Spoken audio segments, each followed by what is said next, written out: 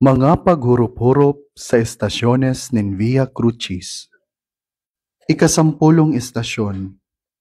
Si Jesus asin an marhay na tulisan. Pagrukyaw kan Ebanghelyo susug ki San Lucas. Saro sa mga tulisan na nabibitay sa krus, nagulog-ulog sa iya asin nagsabi, "Bakong ikaan Mesiyas? Iligtas mo ang sa imong sadiri asin ligtasan man kami." Alagad sinaway siya kan kapatulisan asin sinabihan, "Dai ka natatakot sa Diyos mantang ika nasisilutan ning siring?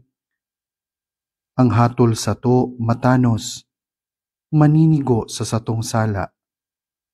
Alagad ini, daing sala na naginibo."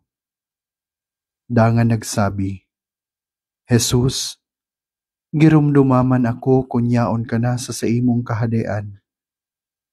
Si Jesus nagsabi sa iya, "Totoong sinasabi ko sa imo, ngunyan man sana, makakaiba ka sako sa paraiso."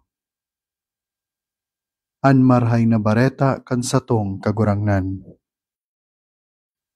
Paghurup-hurup. Daing pagduwa-duwa, bukas palad na aakuon ning Diyos an pusong may tunay na pagsulsol. Iyo ini ang ipinahiling niya sa satuya sa paagi kan marhay na tulisan. Inako kaini ang sa iyang kasumbikalan.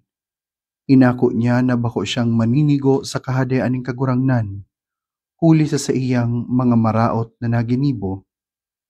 Alagad sa pag-ako niya kan sa iyang hababang kamugtakan, duman palugod siya ilinangkaw kan kagurangnan.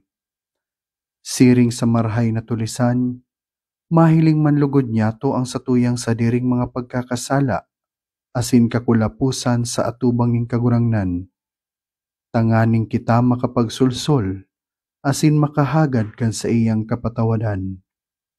Danay niya tong ipamibi ang grasya na makasunod kita sa dalan ning kagurangnan, dalan na magdadara sa tuya, bako sa kagadanan sa Kalbaryo, kundi sa kamurawayan ning pagkabuhay liwat.